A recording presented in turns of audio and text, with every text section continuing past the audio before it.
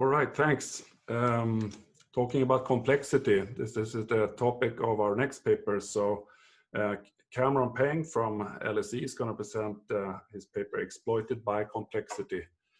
Go ahead, the screen is yours.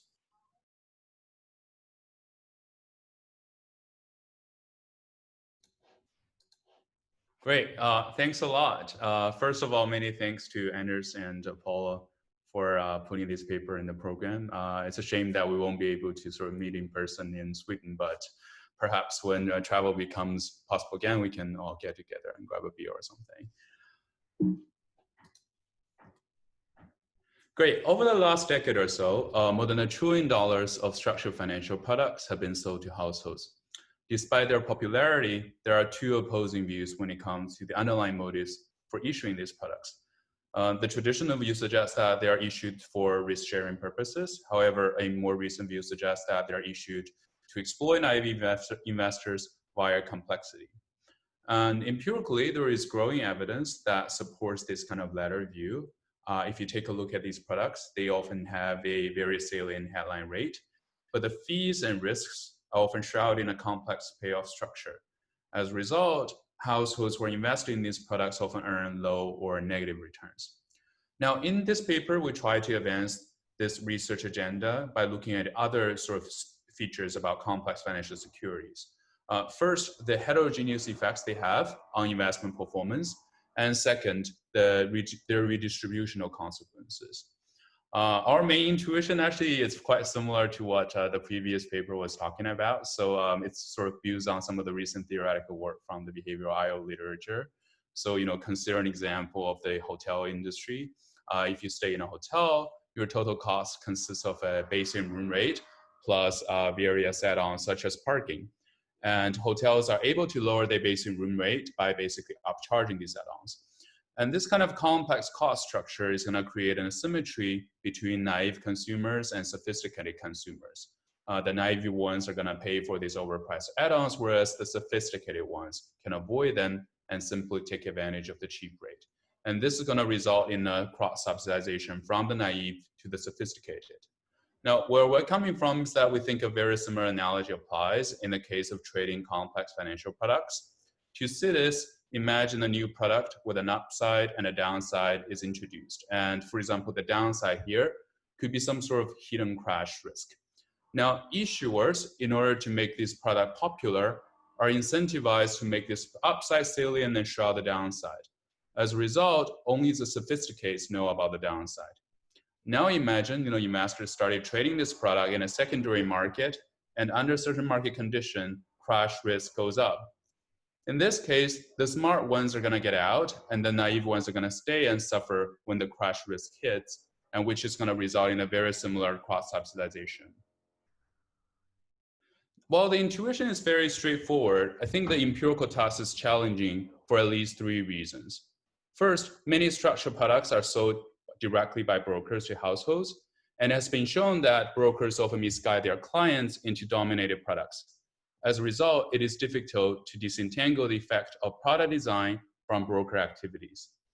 Second, detailed transaction data of structured products are often lacking, and it is even harder to make comparisons with simple products. Finally, a complex product may also have some other features which makes it difficult to isolate the effect of complexity from the other attributes. So in our empirical strategy, we design it to closely address all 3 challenges. First, we use the unique setting of exchange-traded structured funds in China. These are leveraged funds with time-varying leverage and some sort of hidden restructuring clauses. In particular, the exchange-traded setting leaves relatively little space for aggressive sales tactics. Second, in terms of data, we obtain a very comprehensive data set, which includes all exchange-traded products for over 3 million retail investors. And this allows us to do a straightforward comparison between structured funds against non-structured funds, such as ETFs. Finally, to isolate the effect of complexity, we're going to do an event study. Specifically, the 2015 market crash triggered a hidden feature about these structured funds, and for 52 of them, their value would shrink by half over a 2-day window. And what we're going to do is that we're going to use investors' differential responses to these kind of restructuring events to quantify the effect of complexity. So we document 4 sets of main results. First, in terms of performance, we find that on average, an investor approximately broke even from 2014 to 15, but there is a very significant asymmetry. The largest 1% gained around 500 million, while the remaining 99% lost about 500 million. And we find similar transfers from the naive to the sophisticated. So when you extrapolate these numbers to the entire population, you're looking at a total wealth transfer of 8 to 20 billion RMB.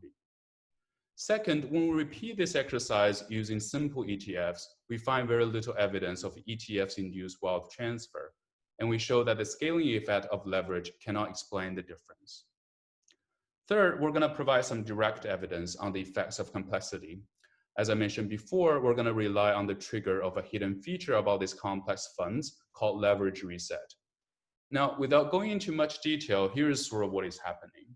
So for these structured funds, their underlying leverage is time varying. And when leverage is high, they're typically trading at a large premium. However, when leverage gets too high, it's going to automatically reset to 1. And after the leverage reset, premium is going to disappear and fund value will shrink by half. It turns out many investors completely ignore these events, and their differential responses can explain 25 to 45% of the total wealth transfer.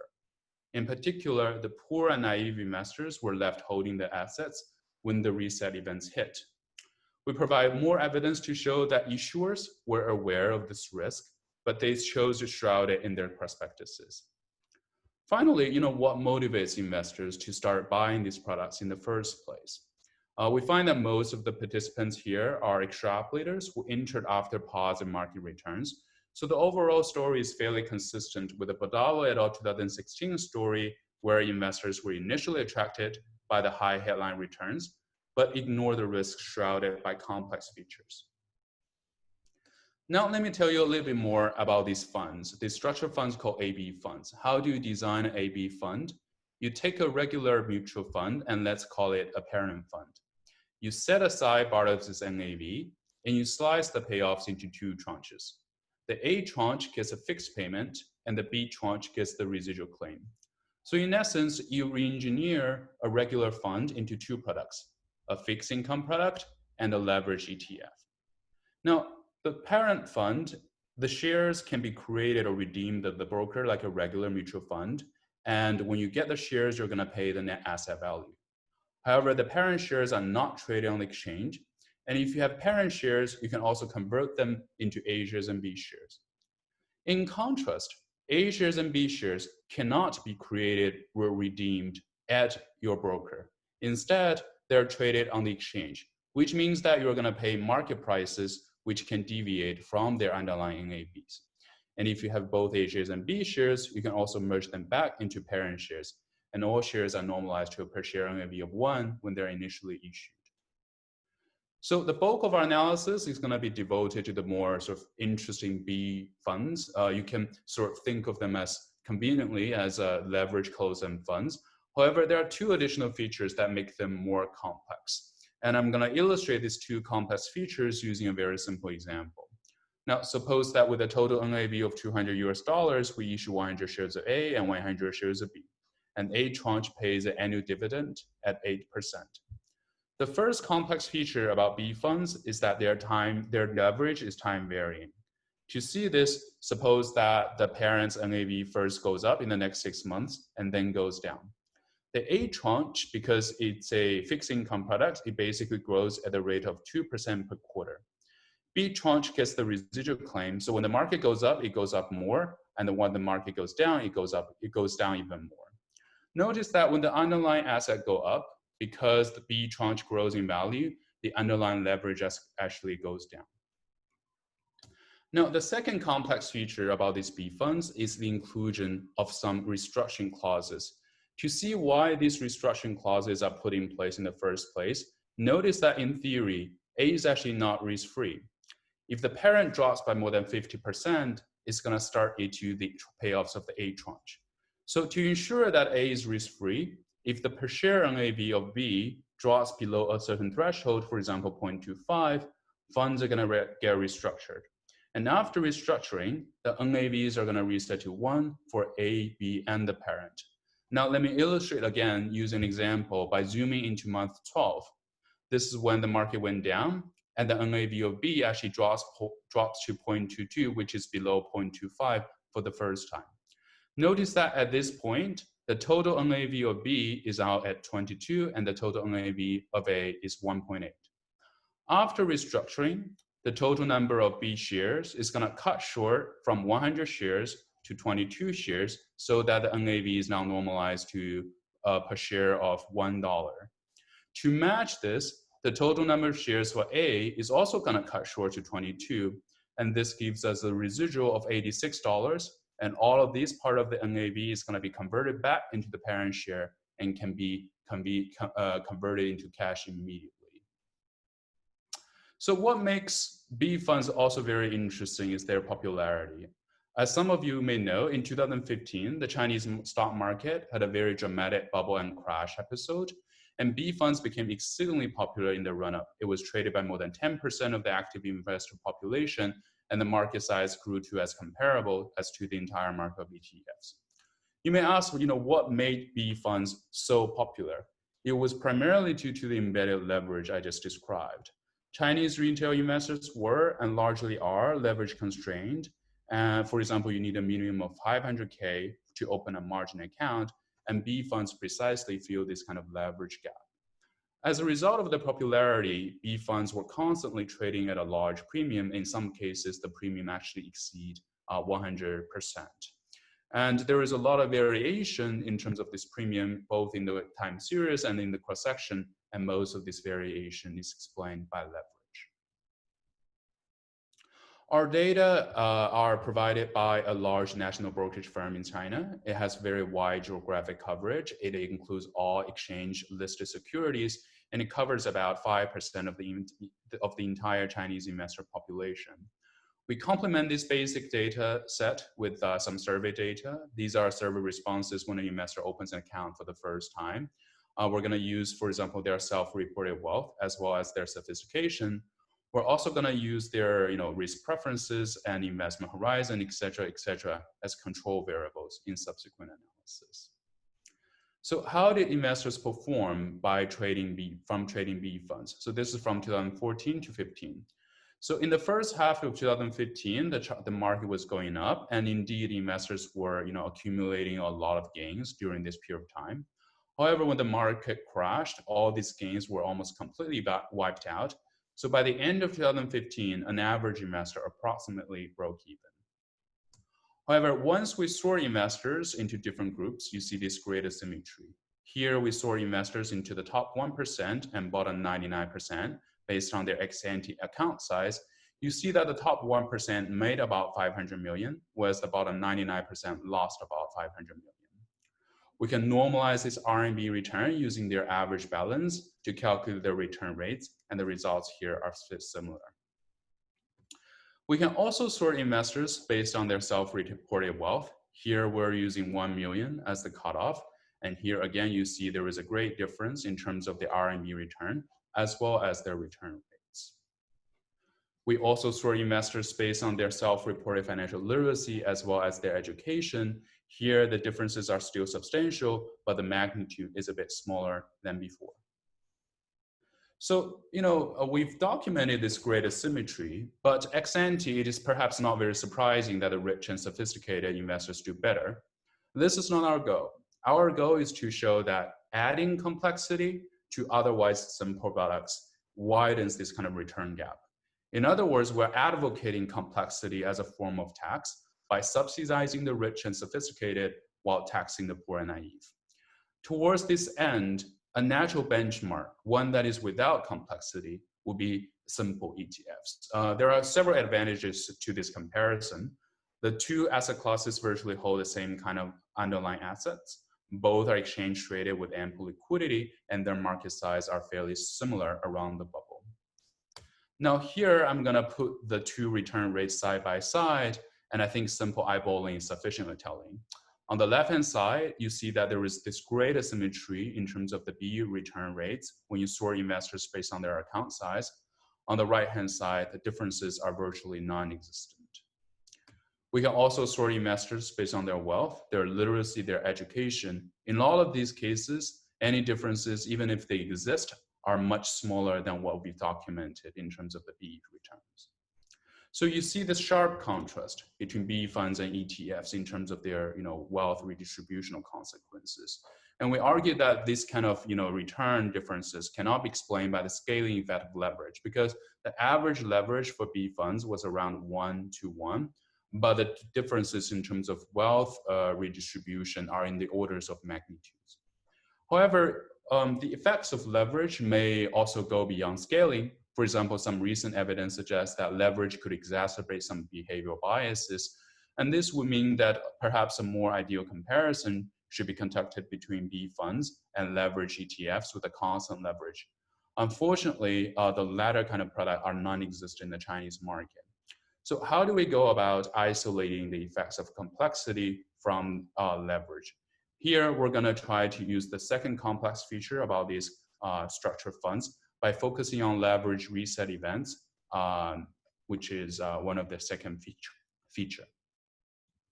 So in 2015, the Chinese stock market experienced quite dramatic crash, and out of the entire universe of 150 equity structured funds, 52 had to reset their leverage. So I'm going to average across all these 52 events to illustrate what happens during the 21-day window around the restructuring event. So day 0 is the date when the threshold is hit. So this is when the per share NAV drops below 0.25 for the first time. As you can see here, on day 0, an average B fund is trading at a premium of around 100%.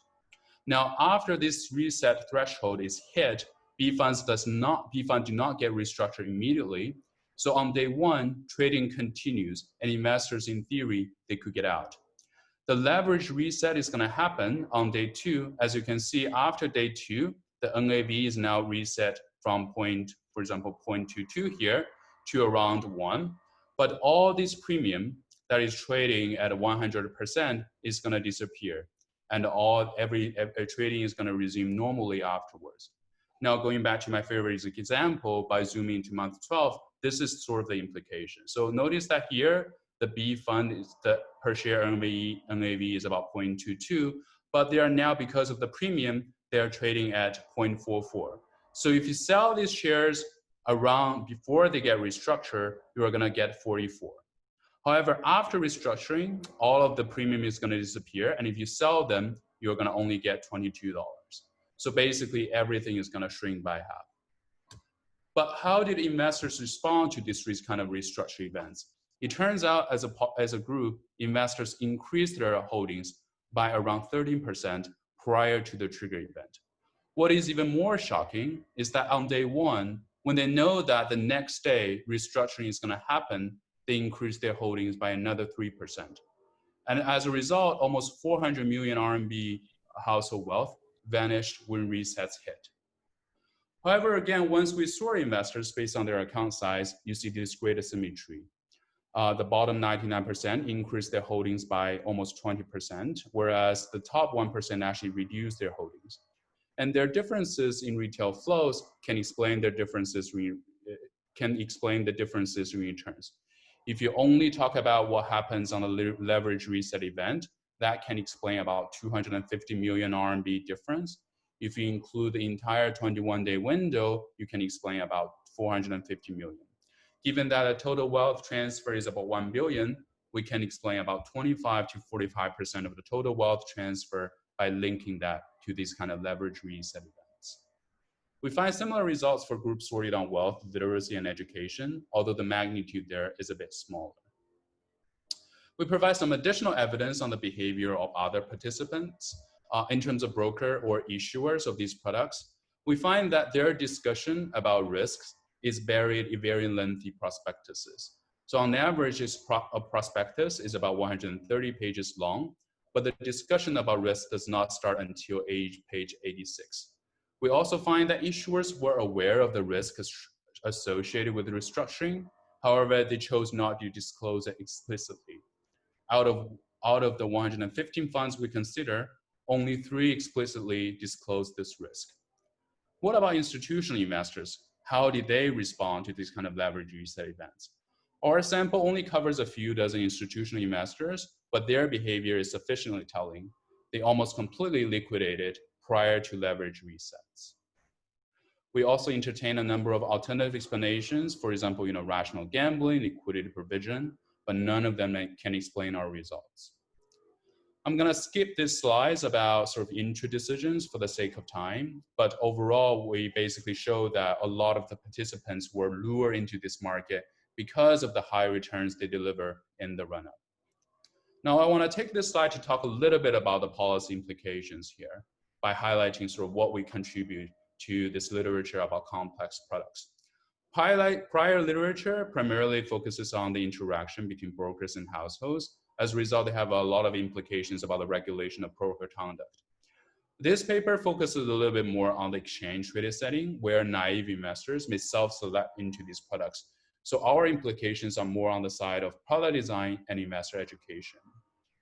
In the US and Europe, the pool of exchange traded assets expanded dramatically, including leveraged ETNs, inverse ETFs, et cetera, and apps like Robinhood make them much more accessible to retail investors. However, there is no clear evidence that they help improve sort of, investor welfare. And actually a lot of anecdotal evidence would say that they contributed a lot of personal bankruptcies, for example, during the recent pandemic. And our evidence actually presents a cautionary tale to policymakers.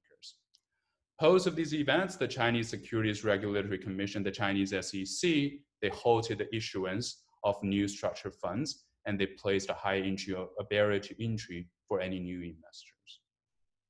So to conclude, there is a growing literature that examines the welfare implications of structured financial products, and we contribute to this literature in two ways.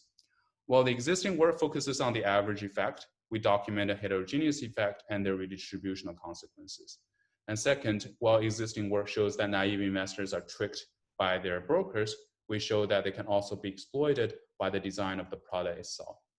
Our results have several layers of implications about complexity as a form of tax / subsidy, as a contributor of this kind of cross-subsidization and perhaps wealth inequality, and finally as a source of retail suboptimal performance. And I look forward to Petra's discussion. Thanks. Excellent, Cameron. Discussant is Petra Vokata from Ohio State. The screen is yours.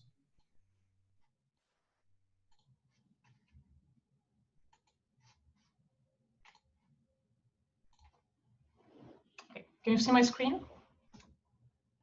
Good. So first of all, thanks a lot for having me discuss this paper. So I wanted to read this paper for a long time, and I was very happy when Anders and Paulo asked me to give a discussion about it here today. So let me start by telling you where do I see this paper fitting in the literature. Okay, so we have pretty broad literature looking at investor heterogeneity and their performance in retail financial markets. And so here the Nordic data sets turn out to be quite useful. So we know that there is a big difference in terms of wealth. Generally, wealthy investors tend to do better, although there are some differences because sometimes wealthy investors trade more aggressively.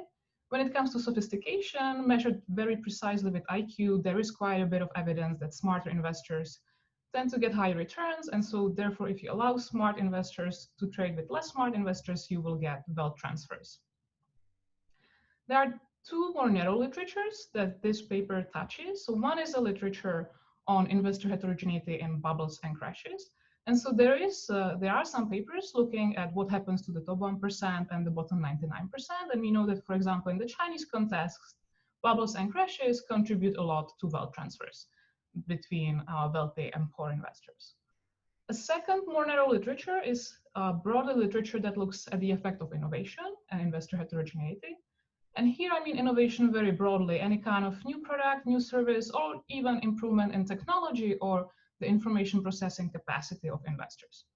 And so here we have both theoretical and empirical literature that looks at the effects of innovation in terms of investor heterogeneity. And not surprisingly, the effect can actually go both ways. So depending on what kind of innovation you look at, you can get both effects where innovation increases inequality, but you can also have cases where innovation actually helps some investors, maybe poorer investors or less sophisticated investors, to enter the market and therefore benefit from innovation.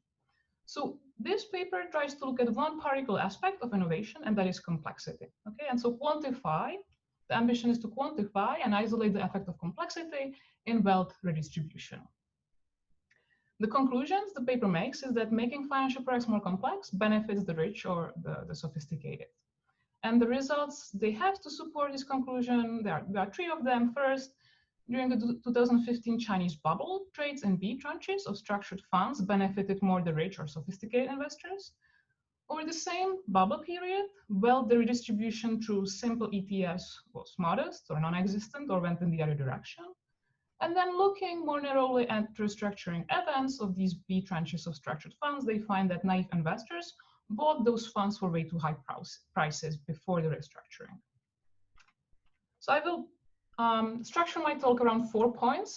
First, I will talk mainly about research design, and this is really my main, these are really my main suggestions. So if I don't have time to cover the other 3 points, nothing happens. But I can also give you comments on generalizability, language, and how exactly the authors measure the effect. So first, comment about isolating the effect of complexity. In an ideal setting, if you want to isolate the effect of complexity, you would like to keep all other features of the products fixed or perhaps dominated, and only change complexity of the products and compare them to simple securities. Okay, so one example would be evidence from my job market paper, where in the US context, I can look at complex yield enhancement products and compare them to vanilla options. I can show that in thousands of securities, vanilla options having the same underlying, same maturity, same any kind of other risks or liquidity or transaction costs are simply way better than the complex securities, and therefore the role of innovation, or what the authors here call complexity, does not benefit investors compared to the simple securities. Okay, so nice things about having context like this is that you can rule out any role of beliefs or private values, and you can show that ex ante complex products are dominated, do not add value on top of existing simple securities. Now the context in this paper is quite different. So in the best identified setting, looking at the restructuring event, what the paper does is that it quantifies the losses that come from the fact that before the restructuring, the B tranches were traded at significant premium. Okay, so the closing prices were way above the net asset value. And then after the restructuring, because the leverage is reset, this premium disappears. And therefore, if you hold the product over this period, you lose quite a bit of value. Okay. Now, this context is quite different because in theory, it doesn't rule out the role of beliefs. Okay, so you are comparing returns over some period. In theory, it's possible that investors could have believed that over these few days, the value of the underlying would increase enough to outweigh any kind of losses coming from the restructuring. Okay, so that's like first issue. This is a bubble period. So we know that beliefs are very important, and we know that poor investors tend to trade ex post suboptimally, perhaps on wrong beliefs during those periods, even in the Chinese context. So one concern is this really all about not understanding complexity, or is this perhaps about beliefs of investors? Second issue is that I'm not 100% sure that investors were confused only about restructuring. So in particular, the losses here really come from the fact that before the restructuring, the funds were just traded at way too high prices, perhaps because of leverage. There's one explanation. Another explanation for these high prices before restructuring is the price limit rule that is in force in China. And so it's possible that the high prices before the restructuring were simply because the price couldn't drop enough because of the price limit rule. In that case, really what you are quantifying is not the fact that investors do not understand restructuring, but investors do not understand wrong prices prior to the restructuring. Because absent this overpricing, the restructuring itself doesn't really have negative impact on returns. A second comment that's related is then quantifying the effects of wealth redistribution. So again, an ideal setting would allow you to compare ideally both ex ante and ex post outcomes for investors in complex securities to their counterfactual histories had they not invested in complex securities. Okay, so I understand this is very ambitious, really hard to achieve. I think so far in this stream of literature, the best paper to do this is a paper by Paolo using Swedish data, which exploits plausibly exogenous variation in supply shocks of banks. Okay, and therefore by observing which investors trade with which bank, you can see that some investors simply didn't invest in complex products because the bank didn't supply them, independent of private values or demand of investors. In that context, in the Swedish context, the authors actually find that complex securities are beneficial because they perhaps cater to loss aversion of investors, they increase participation, and therefore let investors benefit from equity premia. Okay.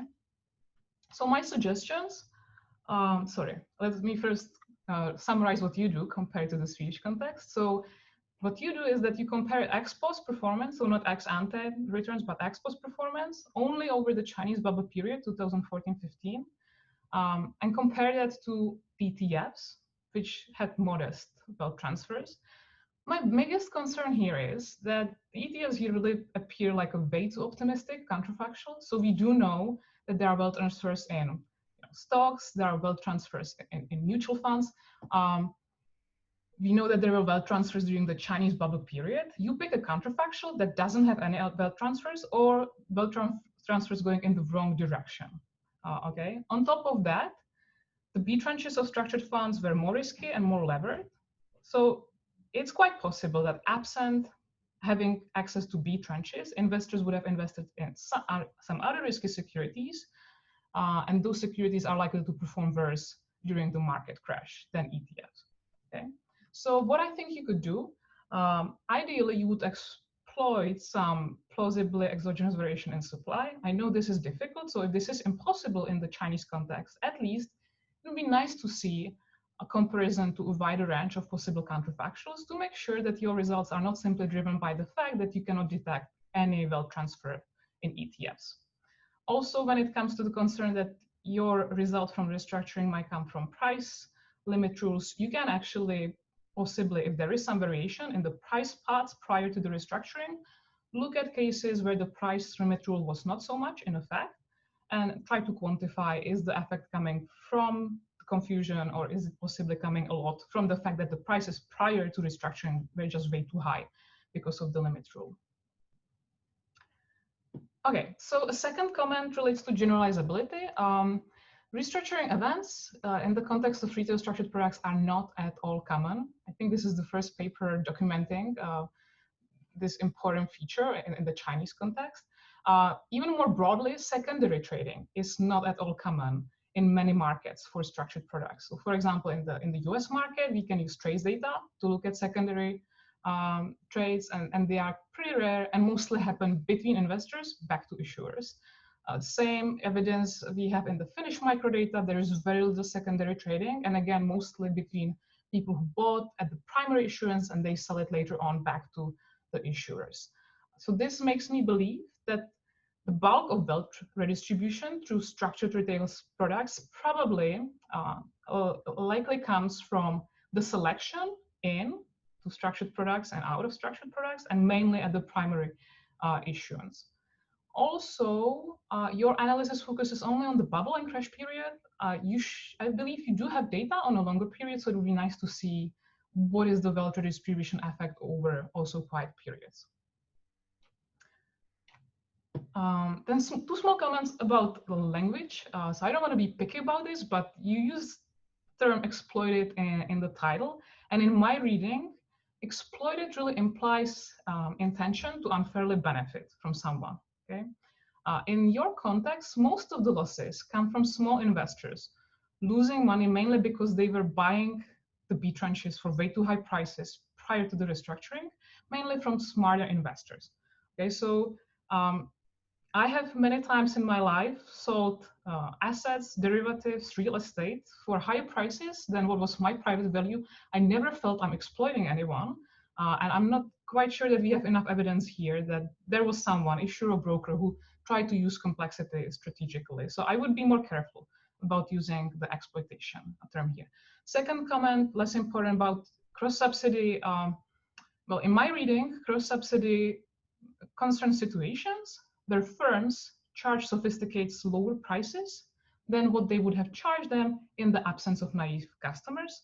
Again, I'm not sure that's what is really happening here in the Chinese context. It could be that the initial prices charged by issuers are actually fair and do not depend on the existence of naive investors. So I'm not 100% sure that this is a case of cross-subsidy.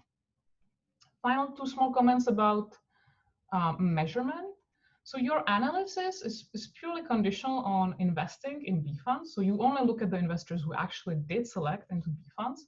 But we know that less sophisticated investors or poor investors often avoid complex securities.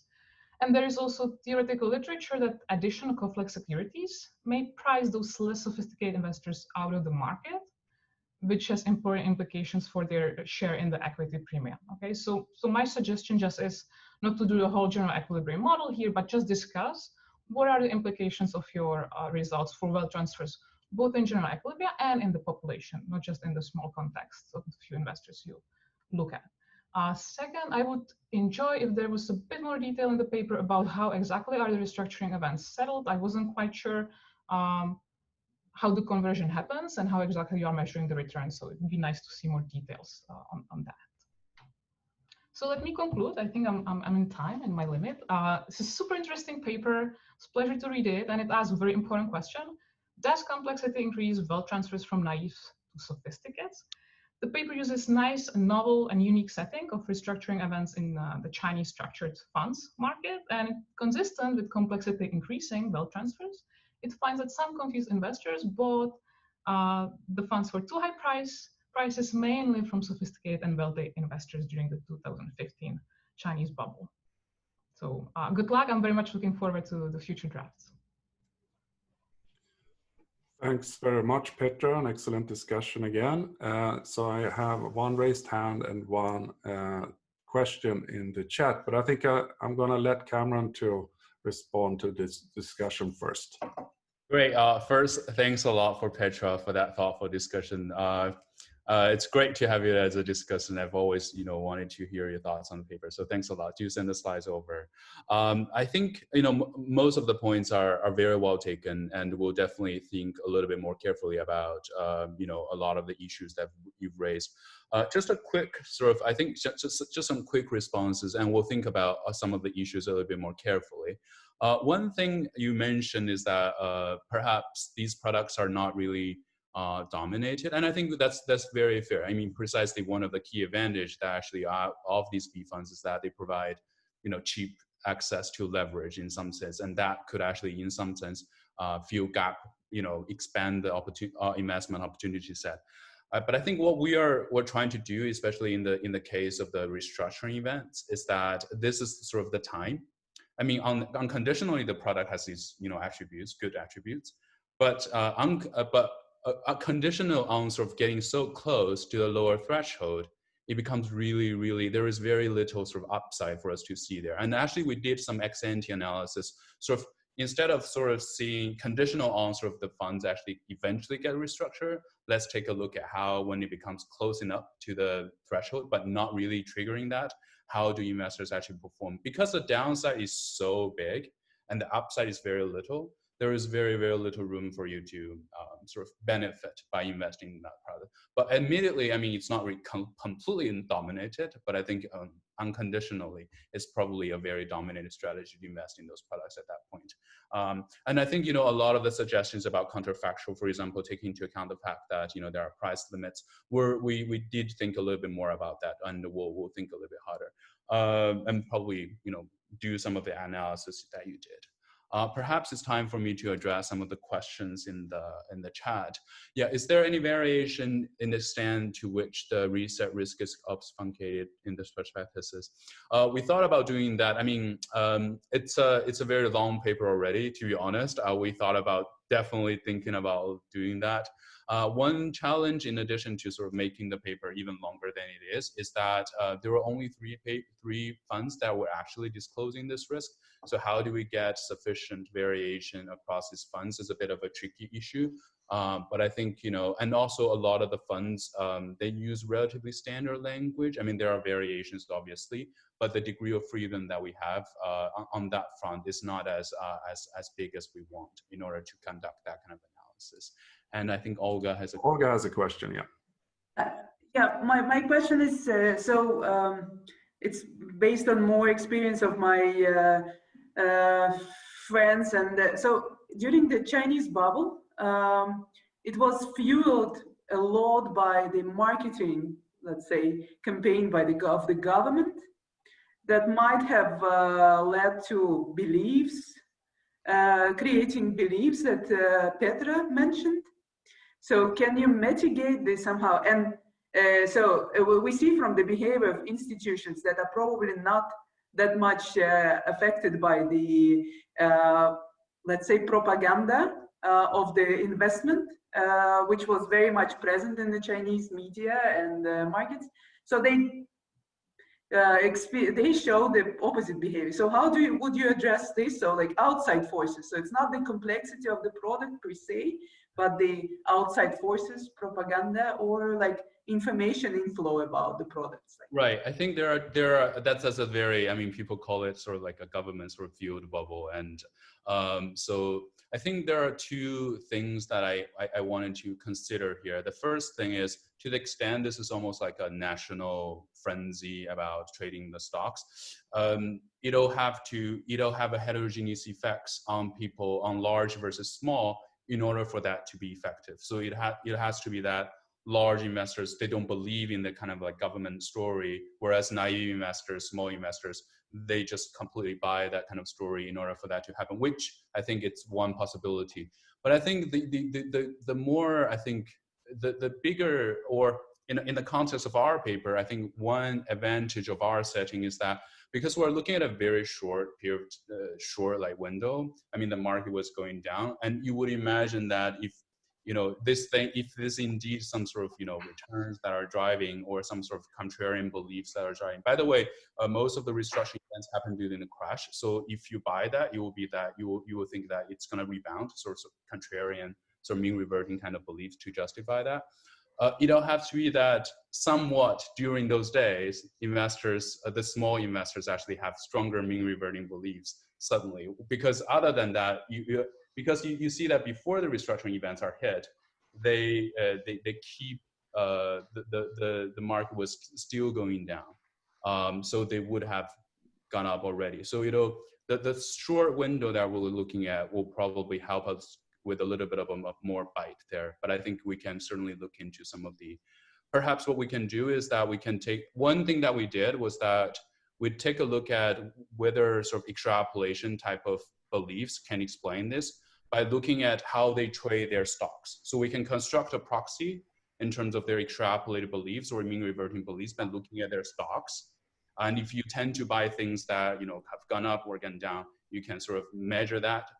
But I don't think we find actually sort of some sort of belief story can actually explain these differences here. Okay, thanks. So with that, I think we need to conclude the first part of the last day. I thank all presenters and discussants. We will have a 5-minute technical break and be back at 4:25 Stockholm time. Thank you. See you.